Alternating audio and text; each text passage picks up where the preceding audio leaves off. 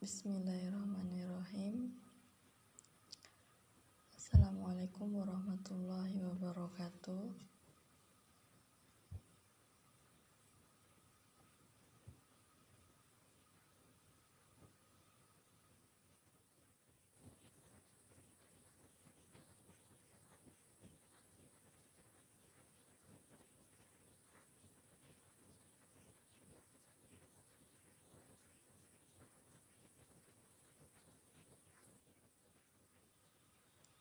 Baik, perkenalkan, saya Eli Nur Aini,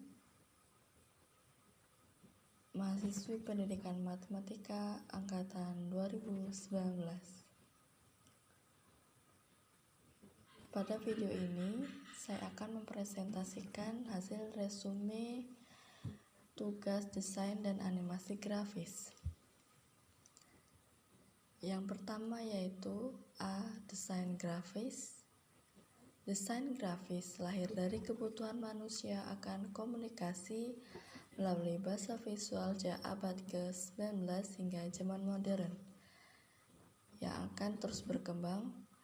Pada awalnya, desain grafis merupakan cikal bakal dari kegiatan seni rupa murni fine art, khususnya pada seni cetak grafis, yang pada saat ini sudah menggunakan teknik cetak batu litografi, yang kemudian berkembang menjadi fungsi identifikasi, informasi, instruksi, serta promosi dan presentasi.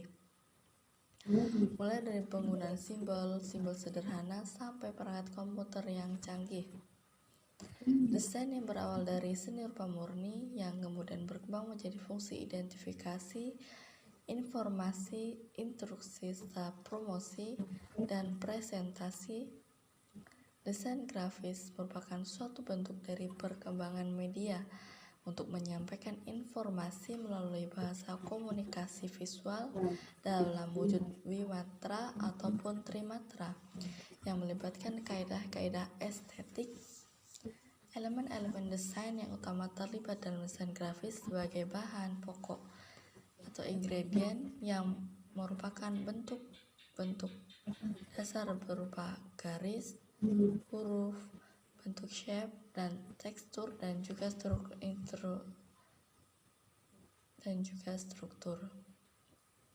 Yang B yaitu ada proses perancangan grafis.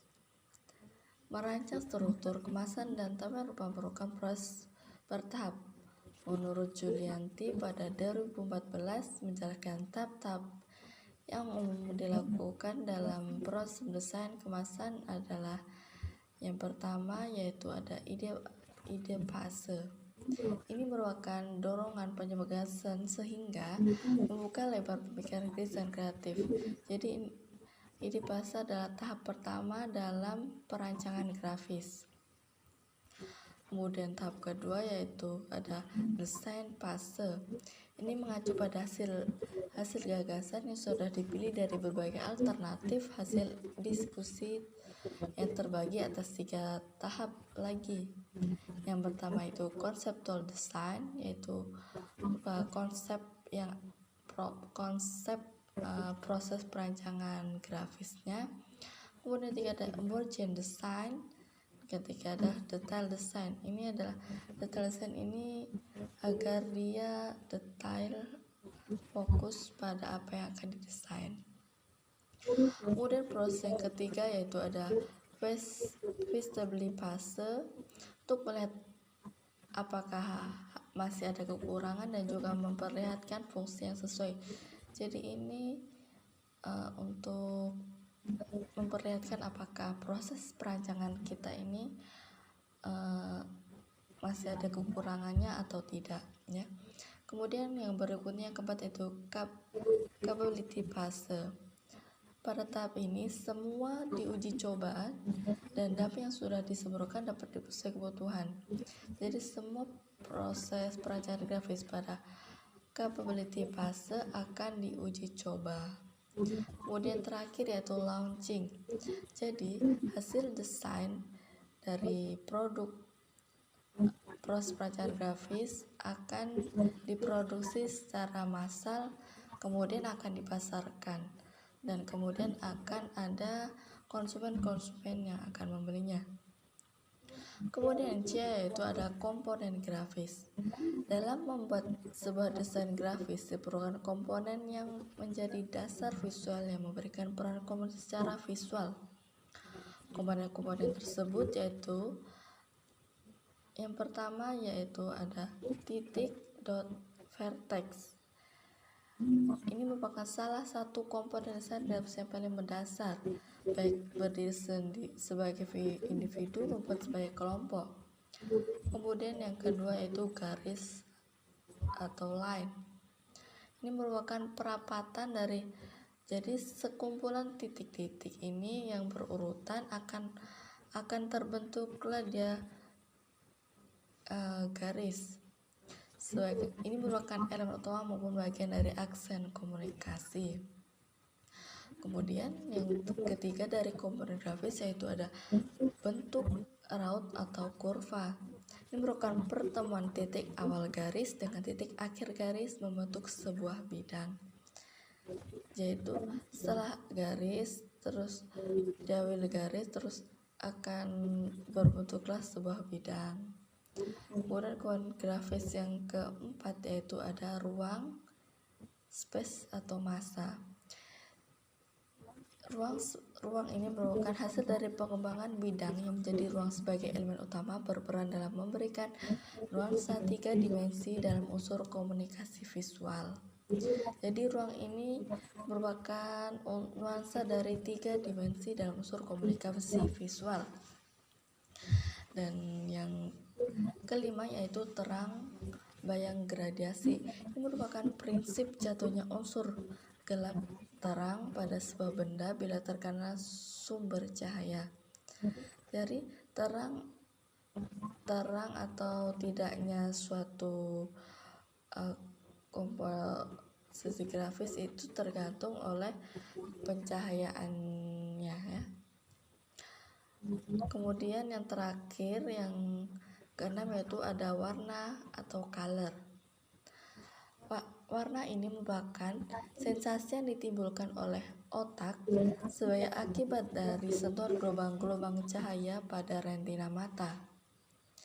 Jadi warna atau color ini terjadi karena pantulan cahaya pada benda-benda. Jika tidak ada cahaya maka warna semua itu akan gelap.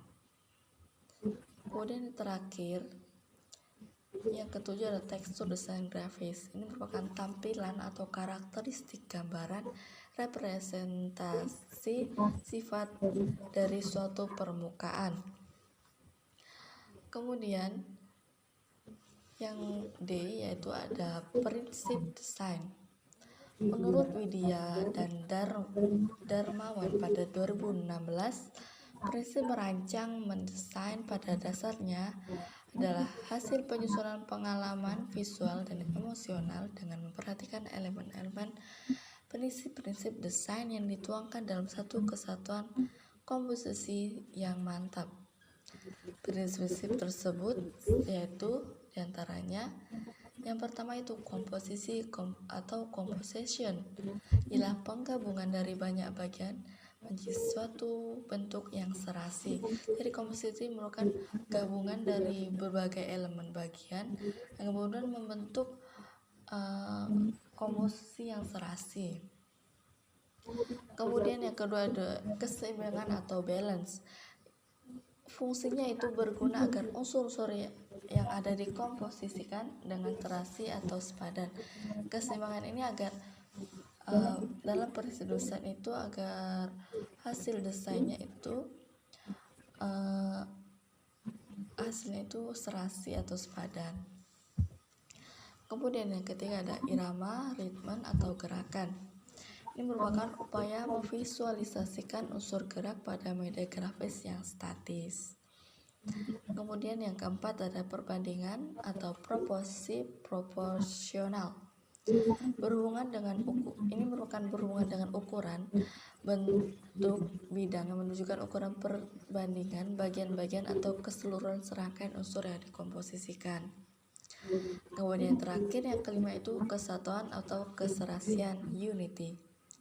Ini merupakan penggabungan elemen-elemen atau unsur-unsur desain dengan memperhatikan keseimbangan, irama, perbandingan, dan memberi kesan menjadi satu. Kemudian yang ke-E ada estetika dan rasio. Estetika sendiri berasal dari kata Yunani yaitu estetik, yang artinya perasaan, selera atau testi. Sederhananya, estetika adalah ilmu yang membahas kehidupan, proses meliputi persepsi dan sensor, fisik atau indera, dan proses kejiwaan seperti asosiasi, pemahaman, imajinasi, dan emosi. Dari segi matematis dan geografis, estetik membahas mengenai yang pertama yaitu ada deret Fibonacci. Ini merupakan kumpulan kotak Fibonacci atau kotak kecil pada lembar kertas kotak kecil yang berukuran 1x1 sampai 13x8. Yang kedua yaitu ada rasio emas atau golden ratio. Ini merupakan penjelasan pembagian suatu garis perbandingan bagian lebih kecil dari bagian lebih besar adalah sama dengan perbandingan bagian yang lebih besar terhadap garis keseluruhan. Kemudian yang ketiga ada nilai keindahan. Ini adalah hasil dari keberaturan dibagi kompleksitasi. Semakin kompleks desain, maka semakin besar kemungkinan untuk dinilai tidak indah. Semakin sederhana dan terlalu sebuah desain, maka nilainya akan sangat indah. Jadi sebuah desain akan terlihat sangat indah jika desainnya itu sederhana dan teratur, begitu ya teman-teman. Kemudian yang keempat ada perbandingan organik. Merupakan cara lain agar bisa indah ialah dengan mengikuti tubuh manusia. Jadi untuk menambah nilai keindahan pada suatu desain dibutuhkan perbandingan organik ini yang terbagi menjadi 3 bagian besar yaitu header, context, dan footer. Kemudian yang terakhir yaitu ada rasio layar monitor. Ini merupakan seperti perbandingan antara layar monitor antara monitor televisi atau smartphone kita ya teman-teman, dan mengetahui rasio diharapkan dapat menambah nilai estetik pada desain yang kita buat. Kemudian yang ke F ada kritik desain. Penyajian kritik seni memiliki bentuk dan cara yang sistematik. Kritikus yang baik secara sadar mengenai bentuk, proses, bahkan sistem yang digunakannya. Untuk mencapai kesimpulan kritiknya, menurut Veldam tahun 1967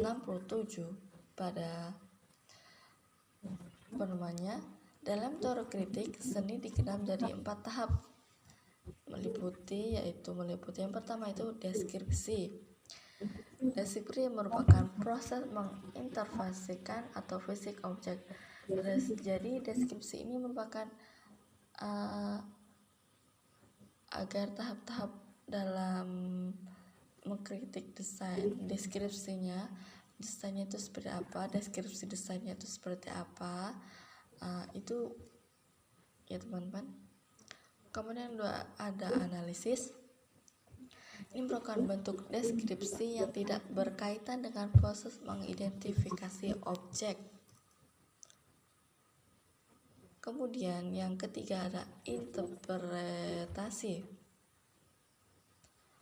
Proses ini dibutuhkan referensi pengetahuan yang luas agar dapat membahas karya secara holistik. Dan yang terakhir, yang keempat, untuk tahap kritik desain yaitu ada evaluasi.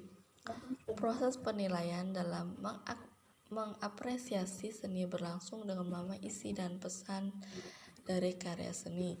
Jadi pada tahap evaluasi ini terdapat penilaian untuk mengapresiasi hasil desain yang berlangsung dengan memahami isi dan pesan dari desain tersebut, ya teman. Dan kemudian yang G yaitu ada warna dan tipografi. Yang pertama itu warna.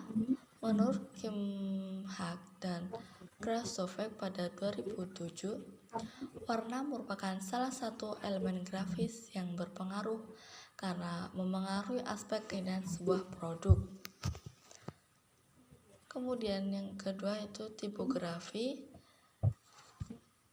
Menurut Scarlaranti pada 2013, tipografi adalah sebuah ilmu dalam desain grafis yang mempelajari seluk-beluk huruf. Dengan menerapkan dasar-dasar desain diharapkan mendesain sebuah situs menjadi lebih baik dan mudah terap. Jadi teman-teman, warna ini merupakan salah satu elemen grafis yang dimana warna ini sangat berpengaruh sekali pada desain yang kita buat. Jadi aspek keindahan itu bisa bertambah jika desain kita diwarnai dengan warna-warna yang selaras begitu. Kemudian untuk tipografi sendiri ini merupakan ilmu di dalam desain terdapat berbagai macam jenis huruf ya, misalnya saja Calibra atau Times yang sering kita gunakan itu seperti Times Roman seperti itu ya teman-teman. Jadi untuk menambah keindahan diperlukannya warna dan tipografi pada sebuah desain untuk menghasilkan karya seni yang indah. Kemudian H yaitu tata letak dalam desain. Tata letak layout adalah merupakan elemen desain terhadap suatu bidang dalam media tertentu untuk mendukung konsep atau pesan yang dibawanya. Dalam hal topik ini ada media komputer. Desain sebuah situs pasti akan melibatkan elemen garis yang dapat tampak secara fisik, dapat juga tidak. Garis dapat menciptakan kesan estetik pada suatu karya desain. Dalam sebuah situs, garis dapat berfungsi sebagai pembagi suatu area, penyeimbang berat, dan sebagai pengikat sistem desain supaya terjaga kesatuannya. Jadi teman-teman, dalam sebuah karya seni atau dalam desain ini pastinya kita akan menentukan tata letak. Misalkan saja kita membuat poster, pasti kita akan menentukan tata letak. Tulisan ini judulnya kita taruh di mana, di atas, samping kiri, atau samping kanan. Jadi seperti itu teman-teman, tata letak itu jadi harus sesuai agar terlihat menarik. Menurut Asauri tahun 2008 mengungkapkan, layout yang baik dapat diartikan sebagai penyusunan yang teratur dan efisien yang dapat menunjang pengoptimalan hasil desain. Russell Taylor pada tahun 2000 menyatakan bahwa tata letak dibedakan dalam 6 model, yaitu tata letak berorientasi produk, yang kedua tata letak berorientasi proses, yang ketiga tata letak posisi tetap,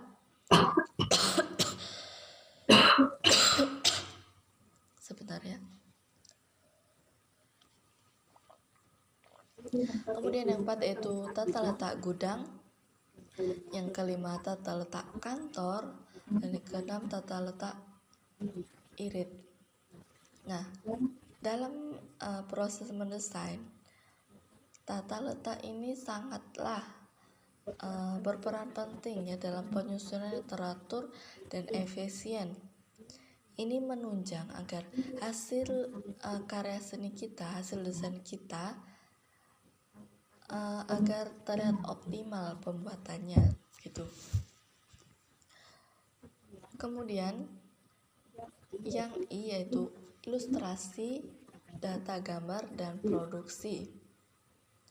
Berdasarkan coraknya ilustrasi, menurut Amy Armstrong pada 2007, dapat diklarifikasikan menjadi dua, yaitu yang pertama, ilustrasi realistik, kemudian adalah penggambaran bentuk yang anatomis dan mempunyai perspektif yang jelas sesuai dengan keadaan nyata atau real.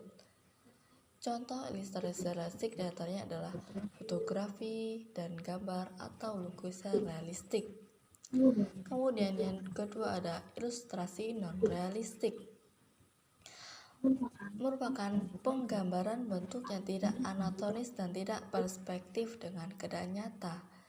Contoh ilustrasi non-realistik diantaranya adalah gambar kartun, simbol, susunan huruf, dan bidang tertentu.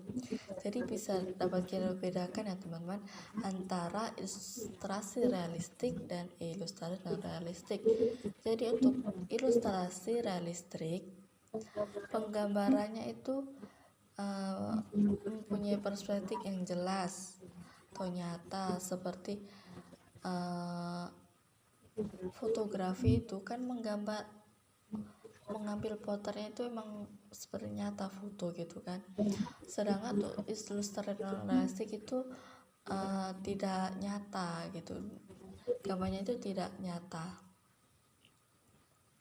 Kemudian bentuk ilustrasi desain grafis tidak selalu berupa gambar, namun bisa berupa foto, goresan, garis, warna, tekstur huruf, dan sembarang elemen visual yang dapat mendukung tujuan komunikasi dan estetik.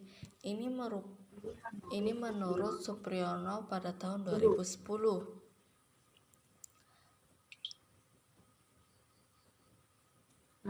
Terdapat yaitu yang pertama drawing. Drawing berasal dari kata draw, yang berarti menggambar. Kemudian yang ketiga ada kartun, berasal dari kata kartun, kertas, yang pada awalnya kartun dibuat untuk merancang gambar Vesco, Stained Glass, atau Tapestry. Kemudian terakhir yang ketiga itu karikatur, adalah gambaran atau sejenis kartun olah-olah yang mengandung pesan atau sindir yang terbentuk dari proses deformasi atas figur aslinya. Maksud menurut Susanto. Ya itulah teman-teman presentasi resume. Ya begitulah teman-teman, inilah presentasi resume desain animasi grafis yang merupakan tugas mingguan kita, yang kemudian kita buat PPT kemudian dipresentasikan. Mungkin teman-teman hanya itu saja yang dapat saya sampaikan, kurang lebihnya saya mohon maaf. Wassalamualaikum warahmatullahi wabarakatuh. Terima kasih.